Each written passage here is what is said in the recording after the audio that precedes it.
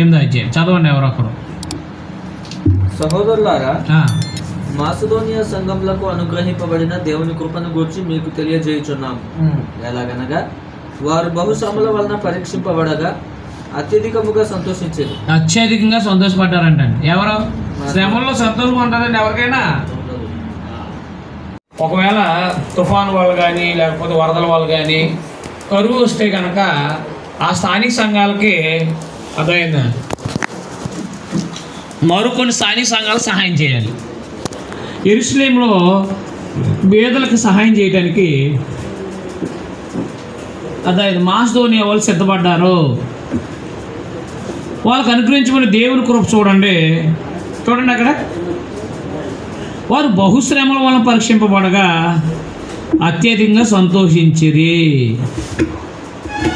వారు నిరుపేదలైనను వారు దాతృత్వం బహుగా విస్తరించింది. మాసిదోనియాలో ఉన్న సంఘము దాని నిరుపేదలు అంటారు. పేదలంటే ఎవరు? నిరుపేదలంటే ఎవరు? పేదలంటే ఆ పూట తినేవాళ్ళు. నిరుపేదలంటే ఒక పూట ఉండి ఒక పూట లేదు. అంటే మాసిదోనియాలో ఉన్న క్రీస్తు సంఘంలో ఒక పూట ఉండే పూట లేని వాళ్ళు ఉన్నారు. వాళ్ళు కొంత ధనం పోజేసి పౌలు గారికి ఇచ్చారు యెరూషలేము పట్టుకెళ్ళమని. అది ప్రేమ, అది త్యాగం. మనకు ఉన్న దాంట్లో పెట్టడం వేరు, అదే మన లేమిలో కూడా మనం ఇతరులకు సహాయం చేయటం. అలాంటి కృప, అలాంటి త్యాగాన్ని కలిగి ఉన్నారన్నమాట అండి. వారి దాతృత్వం బహుగా విస్తరించింది. ఈ కృప విషయంలో పరిశుద్ధుల కొరకైన పరిచర్యలో పాలు పొందు విషయంలో మనపూర్వకంగా మమ్మల్ని వేడుకొనుచు వారు తమ సామర్థ్యం కొలదే కాక సామర్థ్యం కంటే ఎక్కువగా తమంతా తామే ఇచ్చారని మీకు సాక్ష్యం ఇస్తున్నాను. వీళ్ళకి ఆల్రెడీ మొదటి కొరింథీ పత్రికలో చెప్పాడు కదా, ఏది పరిశుద్ధుల కొరకు మీరు కొంత సొమ్ము నిల్వ చేయాలి ప్రతి ఆదివారం అన్నాడా? ఆల్రెడీ మొదటి కొరింథీ పత్రిక రాసేటప్పటికి చెప్పాడు. ఇప్పుడు 2వ కొరింథీ పత్రిక రాసేటప్పటికి మాసిదోనియాలో డబ్బులు పోసేయడానికి వెళ్ళాడు. వాళ్ళు బాగా ఇచ్చారు, మీరు సిద్ధపడండి, మీరు సిద్ధపడండి. వాళ్ళ సామర్థ్యం కంటే ఎక్కువ ఇచ్చారు. ఇదిగాక మొదట ప్రభునకు దేవుని చిత్తం వల్ల మాకును తమను తామే అప్పగించుకునేది. ఇంతగా చేదురని మేము అనుకోలేదు. పేదలు చూసి ఏమనుకుంటాం? ఏమి ఎత్తాలి అనుకుంటాం, అవునా? కావున తీతు ఈ కృపను ఎలాగ పూర్వం మొదలుపెట్టినో అలాగనే దానిలో మీరు సంపూర్ణం చేయమని మేము అతను వేడుకుంటుమి. మీరు ప్రతి విషయంలో అనగా విశ్వాసమందును ఉపదేశమందును జ్ఞానమందు సమస్త జాగ్రత్త యందు మీకు మాయల్లో ఉన్న ప్రేమ యందు ఎలాగ అభివృద్ధి పొందుతున్నారో అలాగే మీరు ఈ కృప యందు కూడా అభివృద్ధి పొందినట్లు చూసుకోండి అన్నట్టు. అంటే ఇవ్వటంలో కూడా ఏమవ్వాలన్నమాట? అభివృద్ధి పొందాలి. పేదలకు సహాయం చేయడం అంటే వాకింగ్ చెప్తాను కానీ సహాయం చేయనంటే మీకు అర్థమైందా? మా గ్రూప్ ఉంది, కామరాడ church of Christ training group. ఎవరికైనా అనారోగ్యం వస్తే ఎవరెవరు ఎంత ఇచ్చారో వాళ్ళందరికంటే ఎక్కువ ఇస్తాను నేను, నాకున్నా లేకపోయినా. అంటే నేను కూడా ఇవ్వాలి. ఒక సువార్థికుడు కూడా అతను వాకింగ్ నేర్పుతున్న వాళ్ళు కూడా ఎవరికైనా అనారోగ్యం ఉంటే అతను ఖచ్చితంగా సహాయం చేయాలి. నాకున్నా లేకపోయినా ఏదో విధంగా నేను సహాయం అందిస్తాను. కారణం ఇదిగో మాసిదోనియాని బట్టి మనం నేర్చుకున్నది, ప్రభుని బట్టి నేర్చుకున్నది. మనకుంటే ఇదిగోండి, లేదు మేము ఎక్కడ తేమంటే అది కాదు. మీరు అర్థమైందా? చాలామంది ఏజెన్సీలో దేనికి అలవాటు పడ్డారంటే ఎవడు 200 ఇస్తాడో, ఎవడు 500 ఇస్తాడో, ఎవడు 100 ఇస్తాడో అని పరిగెడుతున్నారు. మీరు ఇవ్వాలి, అర్థమైందండి. ఇప్పుడు ఎవరైనా స్వార్థికుడిగా స్వార్థ పనికి సాయం చేస్తే తీసుకోవచ్చు, తప్పు కాదు, నెల నెల. కానీ ప్రతి దానికి మనము పరిగెట్టడం వల్ల మనం ఇవ్వటం నేర్చుకోలేము. ఎంతసేపు తీసుకోవడం అలవాటు చేసుకుంటే ఇవ్వటం అనేది మన వల్ల అవదో, ఇవ్వకపోతే మనం అభివృద్ధి పొందలేము. కాబట్టి అభివృద్ధి ఎక్కడ పెట్టాడు దేవుడు? ఇవ్వటంలో పెట్టాడు. ఎవరు ఇవ్వాలి? కాడు బీదలైనా సరే ఇవ్వాలి, ఇవ్వాల్సిందే అన్నమాట. మనం ఇవ్వకుండా మనం వద్దిల్లమంటాడు. మరి మాసిదోనియా వాళ్ళు ఎందుకు ఇచ్చారు? కడు బీదలైనా కానీ బీదలకి వేరే చోట సంఘానికి సాయం చేయడానికి ఆలోచించేయండి. మీ స్థానిక సంఘాల నుంచి ఎవరికైనా వేరే ఏ స్థానిక సంఘానికైనా సహాయం చేస్తున్నారా? కాబట్టి మేము ఏమీ లేని వాళ్ళమండి, మేము ధనవంతులు ధనహీనులమని అనకండి. గడు బీదలైనా సరే పరిశుద్ధుల కొరకు సహాయం చేయాలో ఉంటాను. సహాయం చేసే మనస్సు మనకు ఉండాలంతే. అప్పుడే వద్దెళ్తాం మనం కూడా. అప్పుడే మనం ఏమవుతాం? వద్దెళ్తాం. చూడండి అక్కడ, ఈ కృప యందు మీరు కూడా అభివృద్ధి పొందినట్లు చూసుకోండి అన్నాడు. ఎవరిని? కొరింథీ సంఘాన్ని. అంటే మాసిదోనియా వాళ్ళు ఇచ్చారు కడుబేదలైనా కానీ, అలాగే ఆ కృపలో మీరు కూడా వద్దెళ్ళండి అన్నాడు అనమాట. చూడండి అక్కడ, ఆజ్ఞాపూర్వకంగా నేను మీతో చెప్పట్లేదు, ఇతరుల జాగ్రత్తలు మీకు చూపుడు చేత మీ ప్రేమ ఎంత యథార్థమైందో పరీక్షించాలని చెప్తున్నాను అన్నాడు. చూసారా, ఇతరుల జాగ్రత్తలు మీకు చూపుడు చేత మీ ప్రేమ ఎంత యథార్థమైందో పరీక్షించాలని చెప్తున్నాను. మీరు మన ప్రభువుని యేసుక్రీస్తు కృపను ఎరుగుదురు కదా, అండర్లైన్ చేసుకోండి. ఆయన ధనవంతుడైంది, మీరు తన దారిద్ర్యం వల్ల ధనవంతులు కావాలని మీ నిమిత్తం దరిద్రుడాయను. అదైనా యేసు ప్రభువు వారు ఎవరు? ధనవంతుడు. ఎలాగా? భౌతికమైన ధనవంతుడు కాదు. దేవునితో సమానుడైనటువంటి వాడు మానవ దేహాన్ని ధరించుకుని దరిద్రుడయ్యాడు. ఎందుకోసం? మన కోసమే. కాబట్టి మనము త్యాగం చేయాలా వద్దా? ఇవ్వటంలో త్యాగం చేయాలా వద్దా? యేసు ప్రభువు వారే ధనస్థితిలో నుంచి దరిద్రుడైపోతే మరి మనం కూడా అదైన అవసరమైతే మనం దరిద్రులం అయిపోయినా పర్లేదు, ఇతరులకు సహాయం చేయగలిగే స్థాయికి మనం ఎదగాలంటారు. ఆలోచించేయండి దేవుని పిల్లలుగా. మన నిమిత్తం దరిద్రుడయ్యాడంటాడు. ఇందును గురించి నా తాత్పర్యం చెప్తున్నాను. సంవత్సరం కిందట ఈ కార్యం చేయటం అందే గాక చేయి తలపెట్టేందుకు కూడా మొదటి వారు మీకు మేలు. అంటే సంవత్సరం క్రితం ముందే చెప్పాడంటాను. కావున తలపెట్టుటకు సిద్ధమైన మనసు మీలో ఎలా కలిగినో అలాగే మీ కలిమి కొలది సంపూర్తిగినట్లు మీరు ఆ కార్యం ఇప్పుడు నెరవేర్చండి. మొదట ఒకడు సిద్ధమైన మనసు కలిగి ఉంటే శక్తి మించి కాదు, కలిమి కొలది ఇచ్చిందే ప్రీతికరమం. అండర్లైన్ చేసుకోండి. ఇచ్చేటప్పుడు సిద్ధ మనసు ఉండాలంటండి. పేదలకి అదే ఎవరైనా సహోదరులకు సహాయం చేసేటప్పుడు ఎలా ఉండాలంట? శక్తికి మించి కాదు కానీ కలిమి కొలది ఇచ్చిందే ప్రీతికరం అవుతుంది అన్నాడు.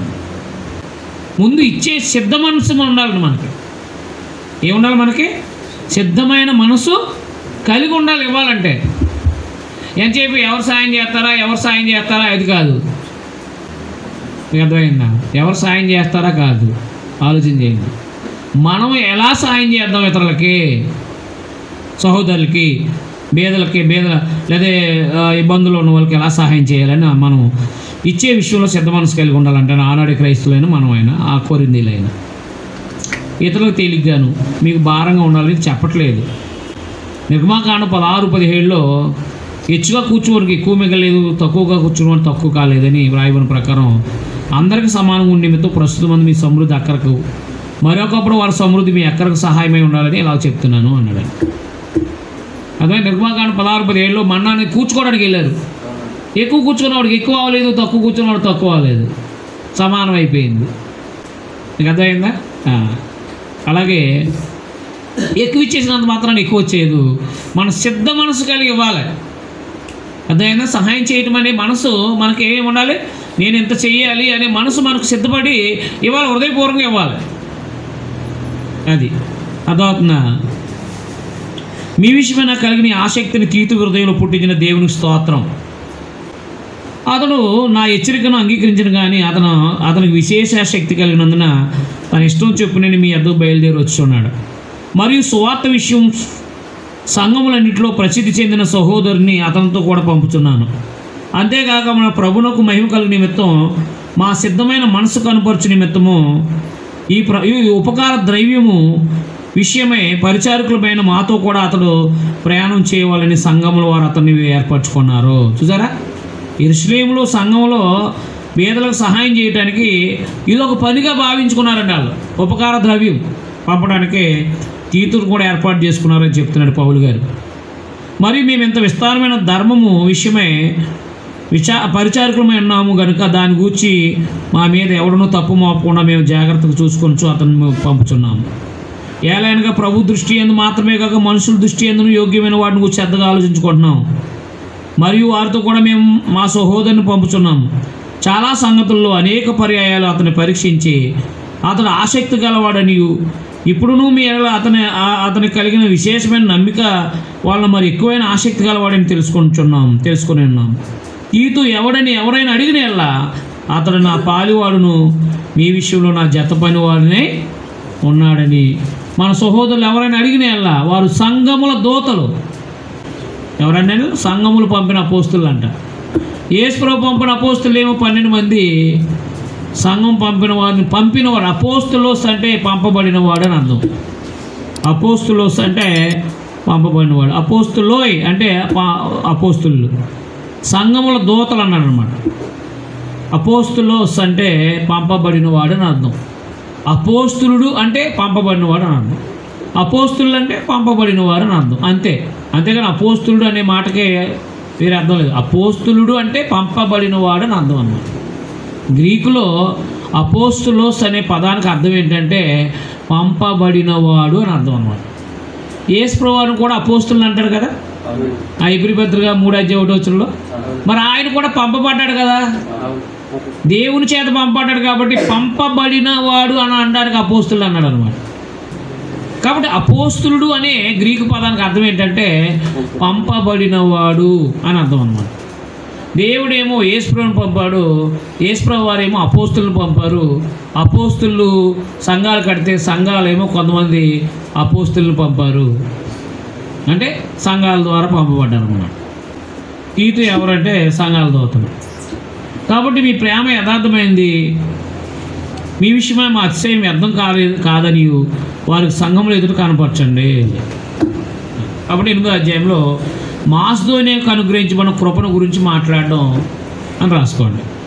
మాసిదోనియా వాళ్ళు యెరూషలేములో ఉన్న బీదల కొరకు సహాయం చేయడానికి ముందుకొచ్చారు, సహాయం చేశారు. మాసిదోనియాలో ఉన్న స్థానిక సంఘము యెరూషలేములో ఉన్న బీదలకి సహాయం చేసిన సంగతిని జ్ఞాపకం చేశాడు పౌలు గారు. మనం కూడా బీదలకు సహాయం చేసేటప్పుడు వెనకాడకూడదు. మనం కూడా బీదలకు సహాయం చేసేటప్పుడు వెనకాడకూడదు. 9వ అధ్యాయము. పరిశుద్ధుల కొరకైన ఈ పరిచయం గురించి మీ పేరు రాయటం నాకు అగత్యం లేదు. మీ మనసు సిద్ధమైందని నేను ఎరుగుదును. ఎవరిది? కొరింథీలో ఉన్నవాళ్ళు. మీ మనసు సిద్ధమైందని నేను ఎరుగుదును. అందువల్ల సంవత్సరం నుండి అకయ సిద్ధపడిందని చెప్పాడంట మాసిదోనియా వాళ్ళకి. ఎవరు? పౌలు గారు. సంవత్సరం నుండి అకయ సిద్ధపడిందని చెప్పి నేను మిమ్మల్ని గూర్చి మాసిదోనియా వారి ఎదుట అసహ్యపడుతున్నాను. మీరు ఇప్పుడు కాదు సహాయం చేశారు, కానీ వాళ్ళు సంవత్సరం నుంచే సిద్ధపడుతున్నారు, సహాయం తీస్తున్నారని చెప్పాడంట. మీ ఆసక్తిని చూసి అనేకులు ప్రేరేపింపబడ్డారు. అయితే మిమ్మును కూర్చిన మా అతిశయము ఈ విషయంలో వ్యర్థం కాకున్నట్లు నేను చెప్పిన ప్రకారం మీరు సిద్ధంగా ఉండుటగా ఈ సహోదరులను పంపితిని. ఎవరిని? తీతు. మీరు సిద్ధపడని ఎడల, ఒకవేళ మాసిదోనియా వారు ఎవరైనా నాతో కూడా వచ్చి మీరు సిద్ధంగా ఉండకపోవడం చూసిన ఎడల ఈ నమ్మిక కలిగినందుకు మేము సిగ్గుపరచబడదు అన్నాడు. అర్థమైందా? ఒకవేళ మీరు సంవత్సరం నుంచి సిద్ధపడుతున్నారని చెప్పాం, ఒకవేళ మేము మాసిదోనియా వాళ్ళు ఎవరైనా మాతో పాటు వచ్చారనుకోండి, మీరు సిద్ధపడకపోతే మేము సిగ్గుపడతాం అంటున్నారు. మేము సిద్ధపడకపోతే కాబట్టి సిద్ధపడండి, మీరు సిగ్గుపరచబడదని ఇక చెప్పనేలా.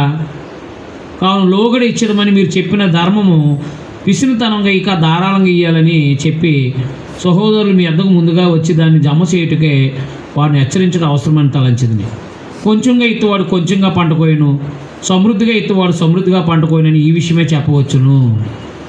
అదైందా? సంఘం ద్వారా బీదలకి మరో సంఘానికి సహాయం అందడం కూడా మనం పంట వేస్తున్నాం అంటాడు. మనం పంట వేస్తే పంట కోస్తామా కోయమా? కోస్తాం. ఇది భౌతికంగా కూడా వర్ధిల్లుతాం అంటాడు.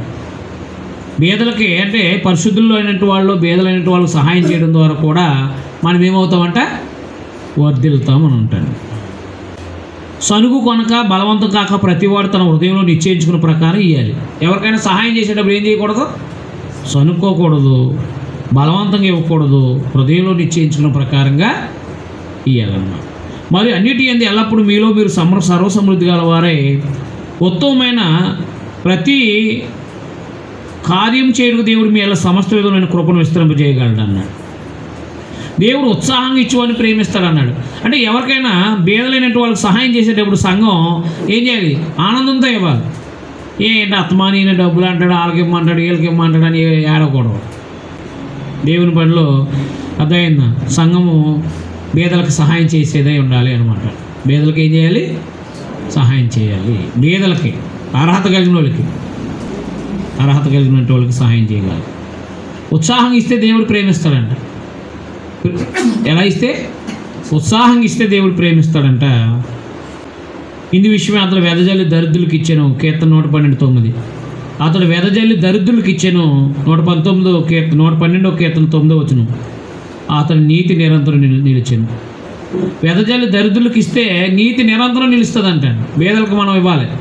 యేసుప్రభువు చెప్పారు, ఏది మీరు భోజనాలు ఫంక్షన్లు చేసేటప్పుడు లూకాసు వార్త 14వ అధ్యాయము అర్థమైందండి 10వ వచనం అనుకుంటా. మీరు పగటి విందైనా రాత్రి విందైనా చేయనప్పుడు మీకు మరలా తిరిగి పెట్టిన వాళ్ళకి భోజనాలు పెట్టండి. అంగనీళ్ళకి, కుంటోళ్ళకి, గుడ్డు వాళ్ళకి అర్థమైందా పెట్టండి. బంధువులు పిలవకండి, స్నేహితులు పిలకండి, వాళ్ళు మళ్ళీ పెడతారు. మీకు తిరిగి ఎట్లైన వాళ్ళకి ఇవ్వండి అన్నాడు, పెట్టండి అన్నాడు. అదే విషయం చెప్పాడు అనమాట. అది వెదజల్లి దరిద్రులకు ఇచ్చాను, అతని నీతి నిరంతరము నిలిచాను రాయబడింది. విత్తువానికి విత్తనం తింటుకు ఆహారం దయచేవాడు ఎవరండి? దేవుడే. మరి ఇప్పుడు విత్తనం దయచేసి విస్తరింప చేసి మీరు ప్రతి విషయంలో పూర్ణోదార్య భాగ్యం గల వారు ఉన్నట్లు మీ నీతి ఫలాలు వృద్ధి పొందించను. ఇట్టి ఔదార్యం వల్ల మా ద్వారా దేవుని కృతజ్ఞతలు చెల్లింపబడు. చూసారా? అది కాబట్టి మనకి ఆ విత్తనం దయచేసి విత్తనాన్ని విస్తరింప చేస్తుంది ఎవరు? దేవుడు. మన పంటలు పండుతున్నాయంటే ఎవరు వాళ్ళండి? దేవుడు వల్ల. మరి దేవుడు మనకి ఇస్తున్నప్పుడు మనం ఇవ్వాలి కదండి. దేవుడు మనకి ఇస్తున్నప్పుడు ఇవ్వాలా వద్దా? ఇవ్వాలి. మాట్లాడలేదు మీరు, ఇవ్వాలి. దేవుడు ఎలా ఇస్తున్నాడు? విత్తనాలు విస్తరింప చేయడం ద్వారా మనకు ఆహారాన్ని ఇస్తున్నాడు. మరి ప్రతి విషయంలో పూర్ణోదారి భాగ్యం గలవారు కావాలంటే మన నీతి ఫలాలు వృద్ధి పొందాలంటే ఇట్టి ఇవ్వటం వలన మా ద్వారా దేవుడి కృతజ్ఞతలు చెల్లింపండి. దేవుడు అంటే పరిశుద్ధులకు ఇవ్వడం ద్వారా దేవుడి కృతజ్ఞతలు చెల్లించబడుతుందంట. ఎలా అనగా ఈ సేవను గూర్చి పరిచర్య పరిశుద్ధుల అక్కర్లకు సహాయం కలగజేయటకు మాత్రం కాకుండా అనేకులు దేవునికి చెల్లించి కృతజ్ఞతాస్తుతుల మూలంగా విస్తరిస్తుంది. ఎలా అనగా క్రీస్తు సువార్తను అంగీకరించమని ఒప్పుకొనుట యందు మీరు విధేయులైన చేత వారి విషయంలో అందరి విషయం ఎంత ఔదార్యమును ధర్మము చేసినందు చేత ఈ పరిచర్య మూలంగా మీ యోగ్యత కనపడినందున వారు దేవుని మహిమపరుస్తున్నారు. మరియు మీ వల్ల దేవుడు కనపరిచిన అత్యధికమైన కృపను చూసి వారు మీ నిమిత్తమే ప్రార్థన చేయొచ్చు, మిమ్మల్ని చూడాలని ఎక్కువ కోరిక కలిగిన వారే ఉన్నారు. సఖ్యము కానీ ఆయన వరమును గూర్చి దేవునికి స్తోత్రము అన్నాడు. అర్థమైందా? కాబట్టి 9వ అధ్యాయంలో ఏం చెప్పాడు? మీరు సిద్ధపడి ఉండండి, ఏది ఉత్సాహంగా ఇవ్వండి, దేవుడు మిమ్మల్ని ఏం చేస్తాడు? పూర్ణోదారి భాగ్యవంతుల్ని చేస్తాడు అన్నాడు అన్నమాట. ఇప్పుడు మనల్ని అంతే కదా. మరి ఇప్పుడు కొరింథీ సంఘానికి రాశాడు. ఇప్పుడు మనం అన్యజనులను క్రైస్తవులైన మనకు కూడా ఈ పత్రిక వర్తిస్తుంది కదా. మనం కూడా బేదలకు ఇవ్వాలా? పరిశుద్ధులైన గలతీ పత్రిక 6:10 చెప్పాడు కదా, మనము విశ్వాస గృహానికి ఎలా మేలు చేయదమని. ఏ స్థానిక సంఘమైన ఇబ్బందుల్లో ఉంటే మరో స్థానిక సంఘము కొంత సందా పోగు చేసి ఆదివారం నాడు ఏం చేయాలన్నమాట? అక్కడ ఉన్న వాళ్ళకి పంపించాలంట. అది దేవుడు సంతోషపడతాడంట. అది హృదయంలో నిశ్చయించుకున్న ప్రకారంగా ఇమ్మన్నాడు. సనుక్కోవద్దు, బలవంతం కాకూడదు అన్నాడు. సనగొద్దు అన్నాడు, బలవంతం కాకూడదు అన్నాడు. ఉత్సాహంగా ఇవ్వమన్నాడు అన్నమాట. కాబట్టి ఆనాడు కూడా స్థానిక సంఘాలు బేదలకు సహాయం చేసినాయి. మనము కూడా ఈనాడు మనం పనిచేస్తున్న స్థానిక సంఘాల ద్వారా కూడా బేదలకు సహాయం చేయగలను. ఏమన్నా ఎంత అంటే ఎంత వచ్చినా సరే కొంత సందా వేసుకునైనా సరే మనము సహాయం చేయాలి. ఎంతసేపు తీసుకునే వరంగా ఉండకూడదు. ఇవ్వాలి. ఇస్తే దేవుడు ఇస్తాడు. బేదలకు వెదజల్లితే దేవుడు ఏం చేస్తాడు? ఇస్తాడనమాట. అందుకని బేదలు మర్చిపోవద్దు అన్నాడు. గలతీ పత్రికలో 2:10 అపోస్తులైన అపోస్తులు ఏం చెప్పారు తెలుసా? సువార్త ప్రకటిస్తున్నారు మంచిదే, బేదలను జ్ఞాపకం చేసుకోమన్నాడు. అపోస్తుల బోధలు సువార్త ప్రకటించడమే కాదు, బేదలను జ్ఞాపకం చేసుకోవడం కూడా అపోస్తుల బోధే. గలతీ పత్రిక చూడండి 2:10 అదనమాట. కాబట్టి స్థానిక సంఘాలు బేదలను జ్ఞాపకం చేసుకోవాలి. ఆపదలు ఉన్న వాళ్ళకి సహాయం చేయడానికి ఎప్పుడు కూడా సంఘాలు సిద్ధపడి ఉండాలి. చందా వేసుకోవాలి. అందరూ కూడా కొంత హృదయంలో నిశ్చయించుకున్న ప్రకారం వేస్తే మనం వర్ధిల్తామంటాడు. మేము బేదలను జ్ఞాపకం చేసుకోవాలని మాత్రమే వారు కోరారు. బేదలు జ్ఞాపకం చేసుకోవాలని మాత్రమే కోరారంట. అలా చేయటానికి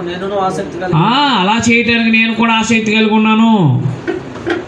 అలా చేయటానికి నేను కూడా ఆసక్తి కలిగి ఉన్నాను. ఆలోచించేయండి దేవుని పిల్లలుగా. 9వ అధ్యాయం మనకి ఏం చెప్తుంది?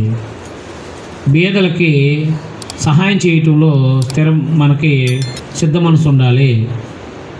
అర్థమైందా? మనం ఇస్తే దేవుడు వర్ధిల్ల చేస్తాడు. మన భోజనంలో కొంత తినేయాలి. అర్థమైందా? అది కాబట్టి మనం సంపాదించే దాంట్లో బీదలకి కొంత సంఘం రక్షించబడిన ప్రజలందరూ కూడా ఏం చేయాలంటే, ఎవరైనా బీదలకు సహాయం చేయాల్సి వస్తే కనుక అందరూ సందా వేసుకుని ఇవ్వాలి. ఆదివారం వచ్చిందండి 10వ అధ్యాయం, 11వ అధ్యాయం, 12వ అధ్యాయము ఆయన అపోస్తలత్వాన్ని గురించి మాట్లాడుతున్నాడు. నేను అపోస్తుల కంటే తక్కువ వాడిని కాదు. అర్థమైందా? కానీ మీరు నన్ను ఇలా అపార్థం చేసుకున్నారు. 10వ అధ్యాయం, మీ ఎదుట ఉన్నప్పుడు మీలో అనుకోగలవాడిన ఇట్టినట్టు, ఎదుట లేనప్పుడు మీ ఎల్ల ధైర్యం గలవాడినట్టు పౌలను నేనే యేసుక్రీస్తు యొక్క సాత్వికమును మృదుత్వాన్ని బట్టి మిమ్మల్ని వేడుకుంటున్నాను. శరీర ప్రకారం నడుచుకున్న వారు అని మమ్మల్ని గూర్చి కొందరు అనుకుంటున్నారు కారా? శరీర ప్రకారంగా నడుస్తున్నారు అనుకుంటున్నారంట. అట్టి వారి ఎల్ల నేను తెగించి కాఠిన్యం చూపాలని తలంచుకుంటున్నాను, కానీ నేను వచ్చినప్పుడు అట్లా కాఠిన్యం చూపుకున్నట్లు చేయడని నేను మిమ్మల్ని బతిమాలుకుంటున్నాను. 3వ వచనం, మేము శరీరదారులమై నడుచుకుంటున్నాను, శరీర ప్రకారం యుద్ధం చేయము. మా యుద్ధోపకరణాలు శరీర సంబంధమైనవి కావు. మరి ఏది? ఎఫెసీ పత్రిక 6వ అధ్యాయము 11 నుంచి 15 వరకు చెప్పబడిన యుద్ధోపకరణాలు: సత్యమనే దట్టి, నీతి అనే మైమరువు, విశ్వాసం అనే డాలు, అర్థమైందండి, దేవుని వాక్యమైన ఆత్మ ఖడ్గము, సిద్ధ మనసు అనే జోడు. ఇవే ఏది? యుద్ధోపకరణాలు క్రైస్తవుడి. నేను అర్థమైందా? అలాంటి యుద్ధోపకరణాలు వేసుకుని తిరుగుతున్నారు వీళ్ళు ఏమన్నారంటే, శరీర సంబంధంగా మీరు వెళ్తున్నారు అన్నారంట. మా యుద్ధోపకరణాలు శరీర సంబంధం కావు, కానీ దేవుని ఎదుట దుర్గములను పడద్రోయాలంత బలం కలవై ఉన్నాయి అన్నాడంటే. అర్థమైందా? కొండల్ని పడద్రోయగలిగినంత బలం కలిగినవి అన్నాడంటే. ప్రభు అన్నాడు కదా, విశ్వాసం ఈ కొండ అక్కడికి వెళ్ళమంటే అక్కడికి వెళ్తే వెళ్ళి పడిపోద్ది, ఈ సముద్రంలో పడిపోవాలని పడిపోద్ది అని చెప్పేసి. విశ్వాసం ఉండాలి మనకి. చాలాసార్లు మనం నమ్ముతాం, విశ్వసిస్తాం, కానీ ఇది ఎలా జరుగును అనుకుంటాం. అవునా? అలా అనుకోకూడదు. కాబట్టి మనము ఆత్మ సంబంధమైన యుద్ధోపకరణాలు ధరించుకున్న వారుగా ఉండాలి క్రైస్తవులు. అర్థమైందా? యుద్ధోపకరణాలు ధరించుకుని మనము పోరాటం చేసేవారుగా ఉండాలి. దేవుని ఎదుట దుర్గాలు పడద్రోజులంత బలము కలవై ఉన్నవి. మేము వితర్కములను, దేవుని కూర్చున్న జ్ఞానమును అడ్డగించి ప్రతి ఆటంకాన్ని పడద్రోసి ప్రతి ఆలోచన క్రీస్తుకు లోబడినట్లు చెరపట్టి మీరు సంపూర్ణ విధేయతను కనపరిచినప్పుడు సమస్తమైన అవిధేయతకు ప్రజ్ఞను సిద్ధపడి ఉన్నాము. సంగతులను పైనే మీరు చూస్తున్నారు. ఎవడైనా తన క్రీస్తువారిని నమ్ముకుని అతడు ఎలా క్రీస్తువాడు, అలాగే మేమును క్రీస్తువారమని తన మనసులో తను తిరిగి ఆలోచించుకునే వాళ్ళను. పడద్రోయుడు కాక మిమ్మల్ని కట్టుటికే ప్రభు మాకు అనుగ్రహించిన అధికారాన్ని గురించి నేను ఒకవేళ కొంచెం అధికంగా అతిశయపడినను నేను సిగ్గుపరచబడను. నేను వ్రాయి పత్రికలను మిమ్మల్ని భయపెట్టాలని ఉన్నట్టు కనబడకుండా మాట చెప్తున్నాను. అతని పత్రికలు ఘనమైనవి, బలీయమైనవి ఉన్నవి, కానీ అతని శరీర రూపానికి బలహీనుడు, అతని ప్రసంగం కొరగాందని ఒకడను. మేము ఎదుట లేనప్పుడు పత్రికల ద్వారా మాటలేని ఎట్టువారమై ఉన్నామో, ఎదుట ఉన్నప్పుడు క్రియలేదు ఎట్టువారమై ఉందామని అట్లా వాడు తలంచుకునే వాళ్ళను. తమను తామే మెచ్చుకొని కొందరితో జతపరుచుకుంటా వారితో చరిచూచుకుంటే మేము తెగింపజాలము, కానీ వారు తమలోనే ఒకరిని బట్టి ఒకరు ఎన్నిక చేసుకుని ఒకరితో ఒకరు చరిచూసుకుంటున్నందున గ్రహింపు లేకున్నారు. మేమైతే మేరకు మించి అతిశయపడం, కానీ మీరున్న స్థలం వరకు రావాలని దేవుడు మాకు కొలిచి ఇచ్చిన మేరకు మేము అద్దు దాటలేదు అన్నారనమాట. లోబడి ఉండి అతిశయిస్తున్నాం అంటే దేవుడిచ్చిన దానికంటే ఎక్కువగా అతిశయించట్లేదు మేము అంటున్నారు అనమాట. మాకు దేవుడిచ్చిన సామర్థ్యం కంటే మేము ఎక్కువ అతిశయించట్లేదు. మేము క్రీస్తు సువార్తను ప్రకటిస్తూ మీ వరకు వచ్చి ఉంటుంది కనుక మీ అంతకు రాని వారమైనట్టు మేము మా మేర దాటి వెళుతున్న వారు కాము. మేము మేరకు మించి మా ఇతరుల ప్రయాస ఫలాల్లో భాగస్థులం అనుకుని అతిశయపడము. మీ విశ్వాసము అభివృద్ధి అయిన కొలది మీకు అనుగ్రహింపబడిన మేరలకు లోపలనే సువార్త మరి విశేషంగా వ్యాపింపజేయచ్చు.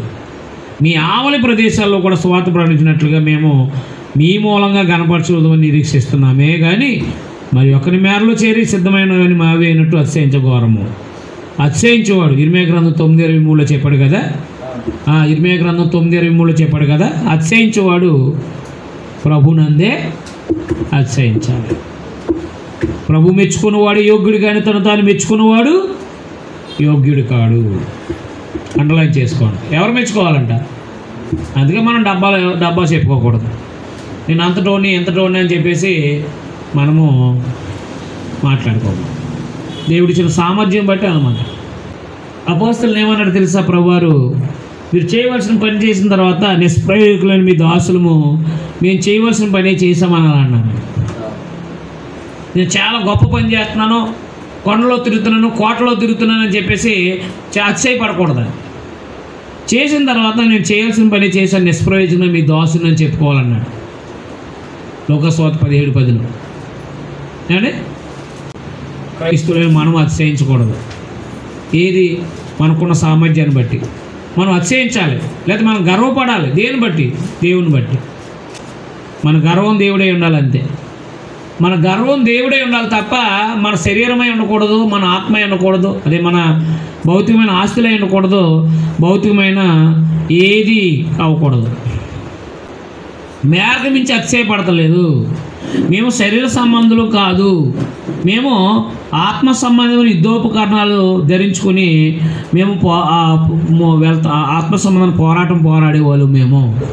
అంతేకాని శరీర సంబంధం పోరాడేవారము కాదు అని 10వ అధ్యాయంలో చెప్పాడు.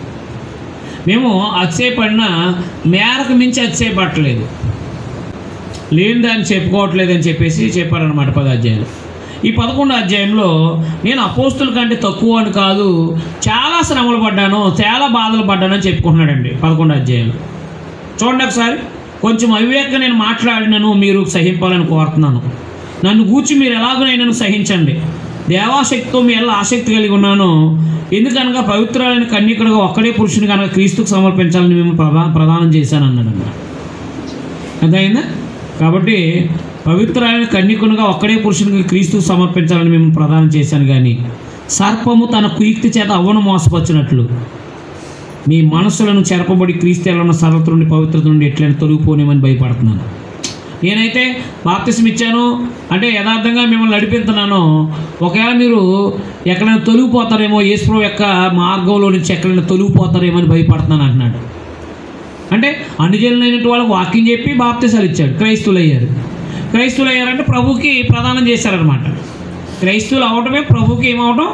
ప్రదానం చేయబడిన వీళ్ళలో యేసుప్రభువు యొక్క సరళత అంటే సరళ గీత తెలుసు కదా, తిన్నగా ఉండేది. యేసుప్రభువు యొక్క తిన్నని మార్గం నుంచి ఎక్కడైనా తొలగిపోతారేమని భయపడుతున్నాడు అంటాడు.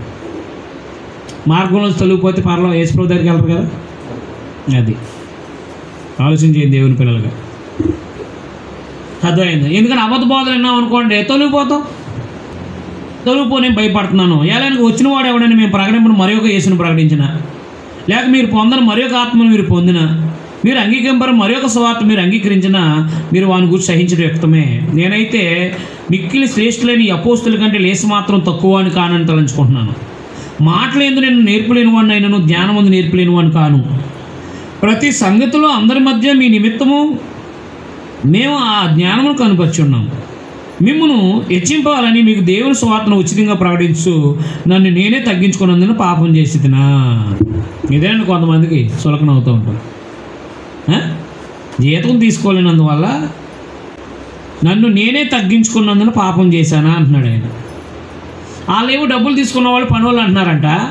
ఈ డబ్బులు తీసుకోకుండా సువార్త ప్రకటించినందుకేమో ఈయన తక్కువ వాడుగా చూస్తున్నారంట.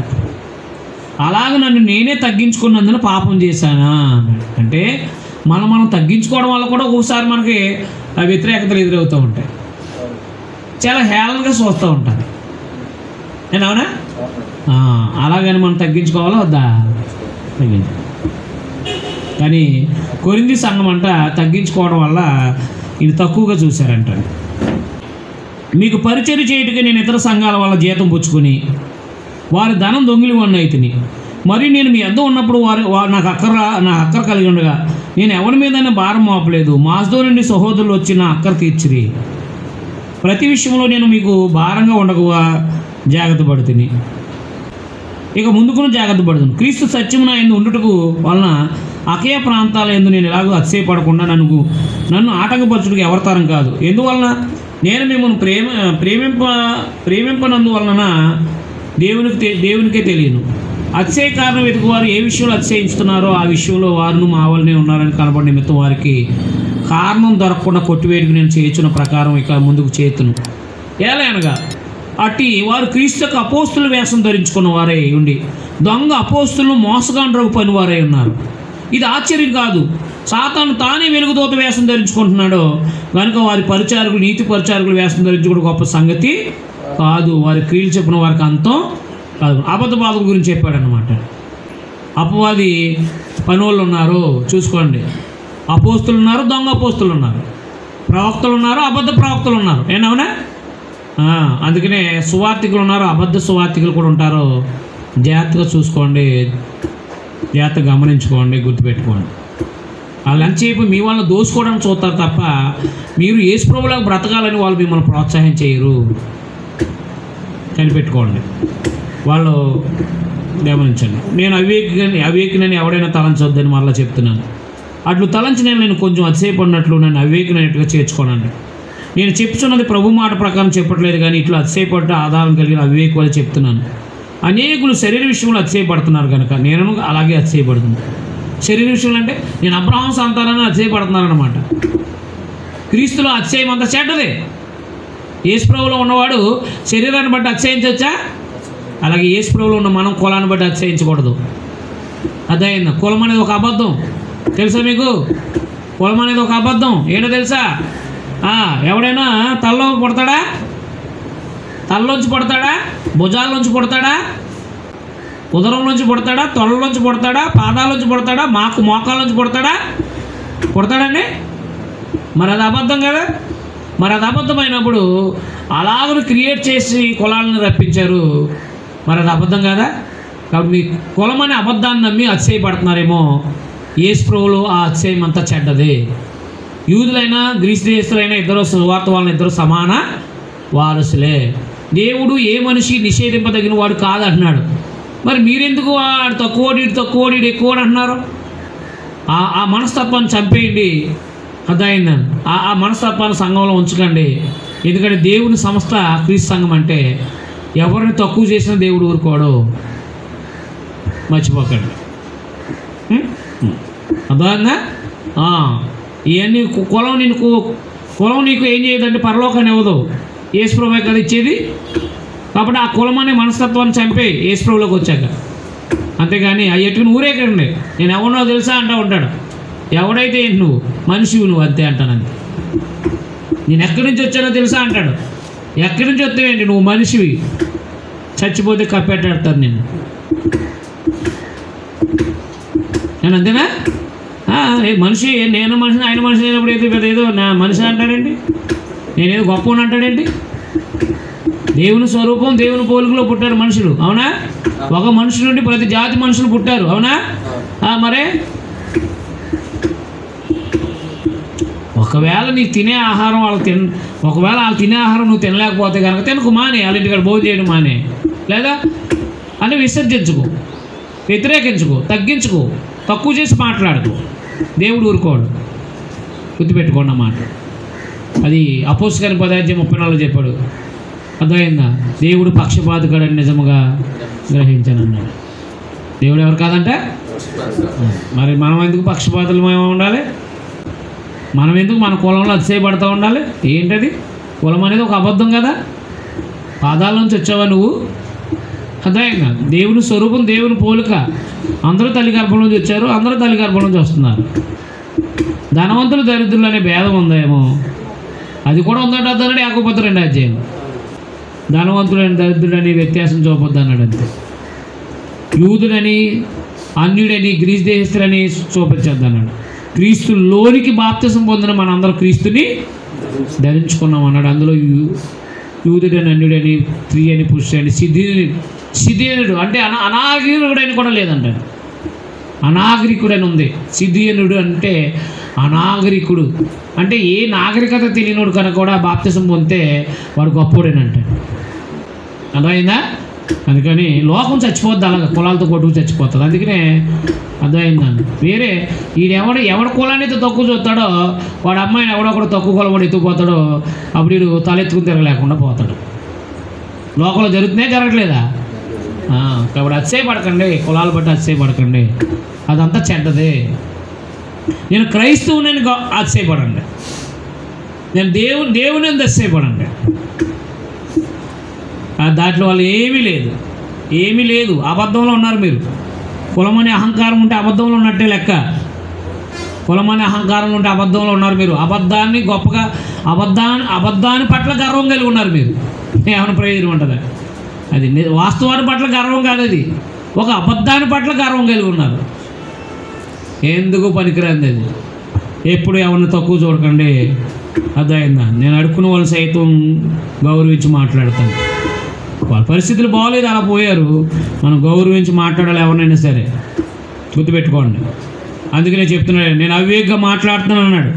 కులాన్ని గురించి చెప్పుకోవాల్సి వచ్చినప్పుడు ఆయన అవివేకంగా మాట్లాడుతున్నాడు, తన గోత్రం గురించి చెప్పుకోవాల్సి వచ్చినప్పుడు. శరీర రీతిగా అతిశయపడకూడదు అంటండి. శరీరంలో అతిశయపడుతున్నారు కానీ నేను అలాగే అతిశయపడుతున్నాను. మీరు అవివేకులై ఉండి సంతోషంతో అవివేకులను సహిస్తున్నారు.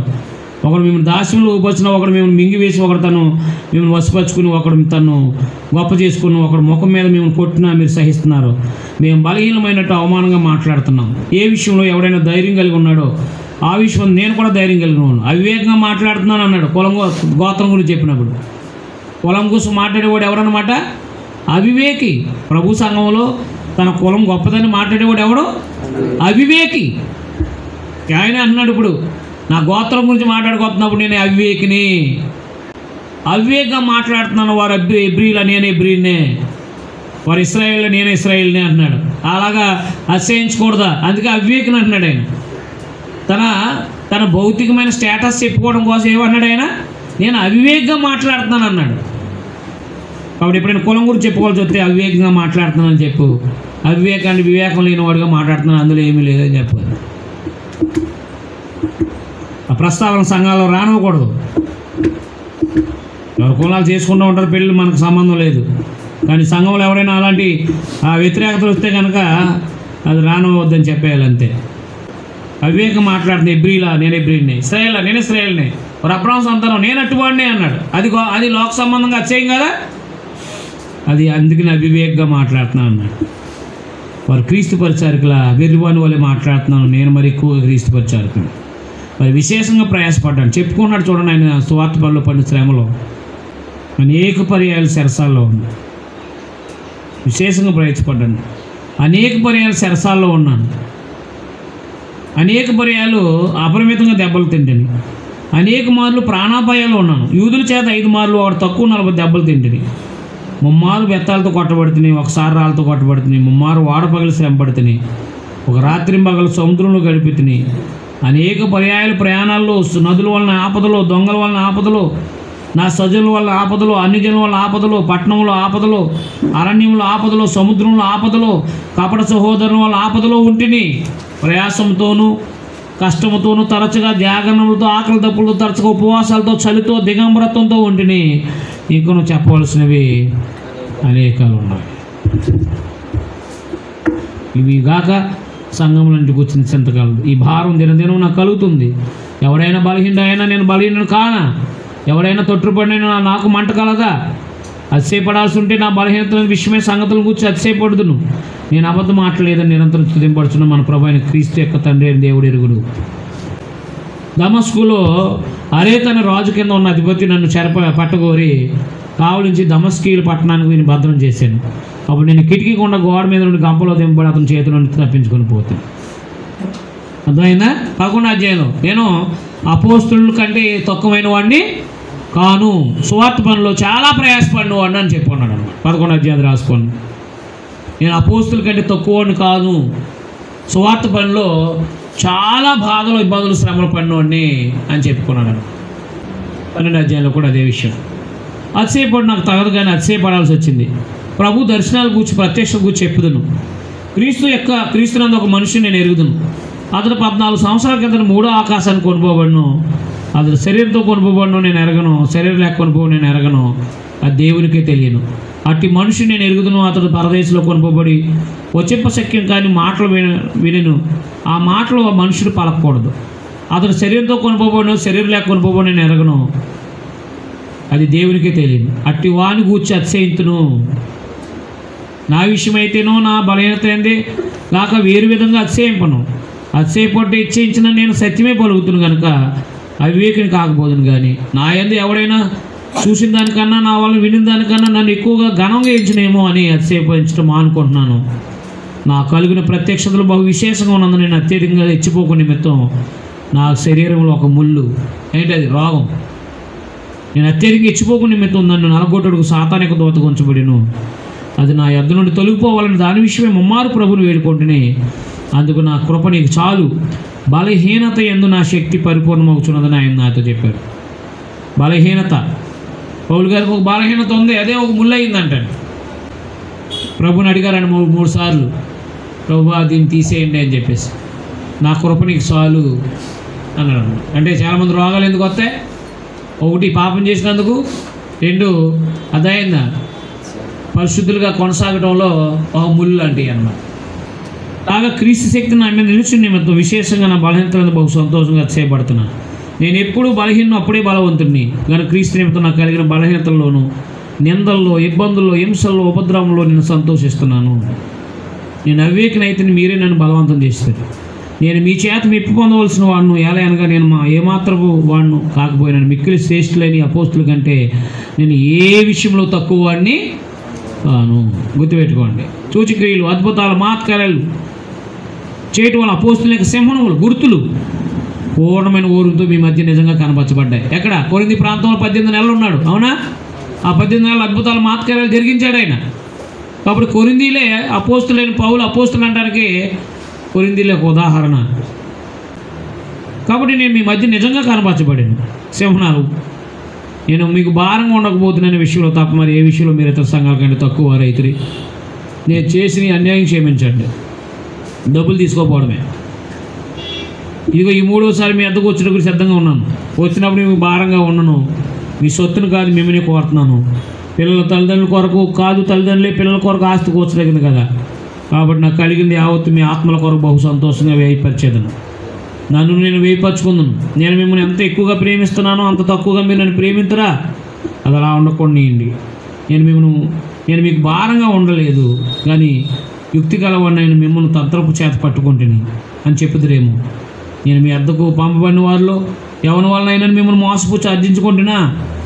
మీ అద్ద ఎవరు వెళ్ళుటకు తీతుని హెచ్చరించి అతనితో కూడా ఒక సహోదరుని పంపితుని. తీతు మిమ్మల్ని మోసపుచ్చి ఏమైనా అర్జించుకోనినా? మేము ఒక్క ఆత్మ వల్లే ఒక్క అడుగుజాలేందు నడుచుకోలేదా? మేము ఇంతవరకు మా విషయమై మేము మీకు సమాధానం చెప్పుకుంటున్నామని మీకు తోచినేమో. దేవుని ఎదుటే క్రీస్తునందు మాట్లాడుతున్నాను ప్రియులారా. మీ క్షేమాభివృద్ధి కొరకు ఇవన్నీ చెప్తున్నాను.